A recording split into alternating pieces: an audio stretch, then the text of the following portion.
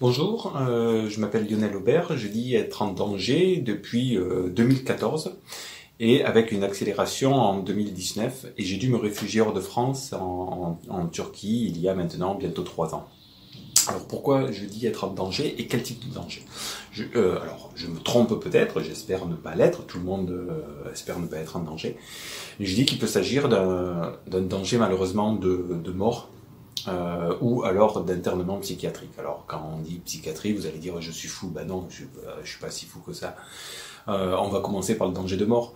Je n'ai jamais fait l'objet de psychiatrie, de traitement psychiatrique. Je ne suis jamais allé dans un hôpital psychiatrique, ni de mon plein gré, ni de force.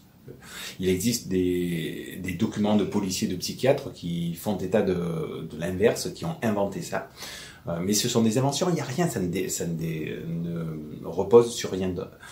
Et pourquoi je parle de mort? Simplement parce que dans un de ces rapports, qui a été fait conjointement par une policière d'un service des bureaux des affaires spéciales, BAS, qui n'existe pas dans les organigrammes du ministère de l'Intérieur à Marseille, cette policière s'appelle Justine Vérani, et elle s'est mise de mèche avec un psychiatre qui s'appelle Gilbert Fabre, psychiatre à Marseille, et qui a inventé que je pouvais être dangereux pour ma personne. Et ça, le danger pour sa personne, donc déjà cette personne, ce psychiatre, je ne l'ai vu que quelques minutes à peine, il m'a demandé comment je m'appelais, mon nom, et ça s'est arrêté là, il a pas demandé, je sais pas, sur ma vie privée ou sur des choses comme ça, il n'y avait aucun élément.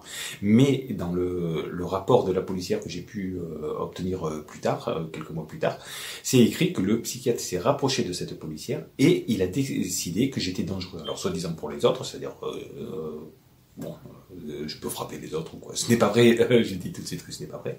Ou que je suis dangereux pour ma personne. Et c'est ça qui est embêtant. Parce qu'être dangereux contre sa personne en langage psychiatrique, en langage d'un psychiatre, ça veut dire qu'on peut passer à ce qu'on appelle passer à l'acte et se suicider. Et je n'ai aucune tendance suicidaire. Je n'ai jamais fait de tentative, il y a rien. Et quand on écrit quand des policiers écrivent, des policiers vont faire un faux document qui va écrire avec un psychiatre, qui va écrire que je peux me suicider, ça veut simplement dire qu'on peut me tuer et maquiller ça en suicide. Alors ces documents, je les mets en ligne, vous pouvez voir qu'ils existent. Alors je le commente parce qu'il ne faut pas croire ce qu'ils ont inventé, puisque j'ai dit que ce sont des faux documents, donc c'est normal d'annoter un faux document en disant ça c'est faux, je n'ai jamais vu ça et je n'ai jamais fait d'obsession sur une autre policière.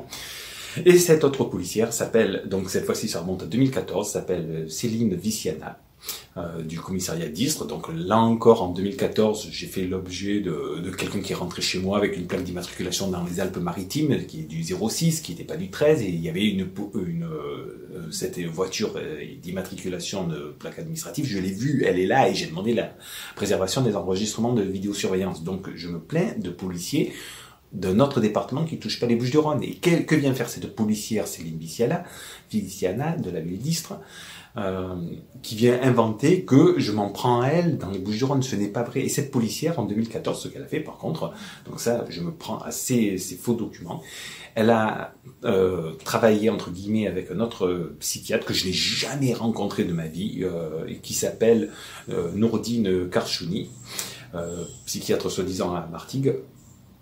C'est des gens que je n'ai jamais vus, je ne l'ai jamais rencontré. Et cet homme, ce psychiatre avec cette policière, ils ont décidé que lors d'une audition, alors qu'il dit qu'il n'y a pas eu cette audition, il ne m'a pas vu, qu'il m'avait trouvé dans des délires paranoïaques. Alors les gens, ces policiers, ces psychiatres se mettent ensemble, ils vous inventent une histoire hallucinante, en disant oui, il m'en veut, cette policière va dire que je lui en veux, et cette policière, en 2019, va porter plainte contre moi, en disant que je lui en voulais.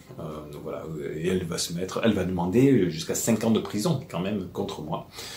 Voilà. Et toutes ces choses sont des faux documents. Donc moi, quand on me dit ok, que je veux soi-disant me tuer, que ce n'est pas vrai, moi je crains ça.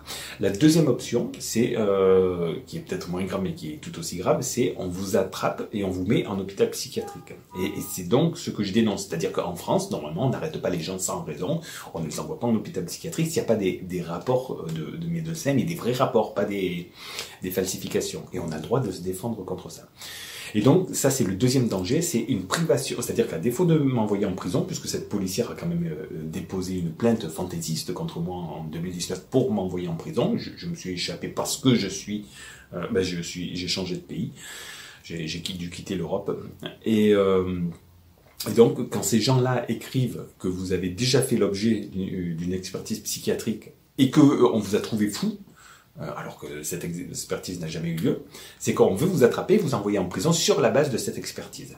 Et là-dessus, 2 juges se sont rajoutés, le juge Jean-Pierre Ladré, du tribunal administratif de Paris, il a obtenu une promotion depuis, et une autre juge qui s'appelle Nadine Lefebvre-Ibanez, qui a inventé elle. Alors les deux, d'une part, le juge Jean-Pierre Ladré a inventé que j'avais eu cette expertise psychiatrique, alors que j'ai dit que ce n'est pas vrai, et la juge Lefebvre-Ibanez est allée encore plus loin en disant que j'avais déjà fait l'objet d'hospitalisation d'office. Voilà. Donc je mets ces documents à l'écran, je dis que ce sont des faux documents. Ce sont des fausses annotations. Et voilà, donc 3 ans que j'ai dû fuir la France. Et quand je vois que je pensais qu'au bout de 2 mois, 3 mois, il réglerait ça. Il dirait, ben non, c'est un faux document, allez hop, on enlève. Et une fois que ces documents disparaissent, je suis en sécurité, je rentre en France, tout simplement.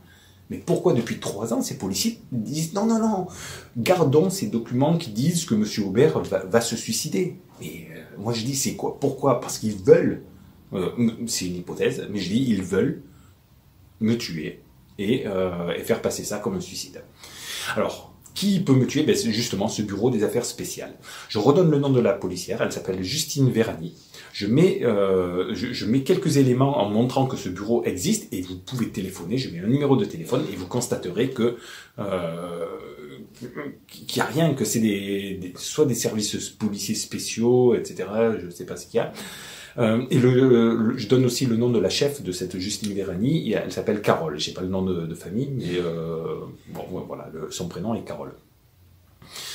Et pourquoi j'ai cette affaire de soi-disant services spéciaux? Ben parce que j'ai vu un autre service qui s'appelle la DACG, Direction des Affaires Criminelles et des Grâces, au sein du ministère de la Justice, cette fois-ci, en 2014, qui avait à l'intérieur de son bureau un homme qui s'appelle Olivier Rabot, et qui était chef de la police judiciaire. Et je dis que lui tend des pièges à plusieurs innocents français, etc., qui tombent, et ils les font tomber soit en psychiatrie, soit dans les prisons. Moi, j'en ai réchappé, et je suis un témoin vivant de ces pièges. Et ils veulent me faire tomber à cause de ça.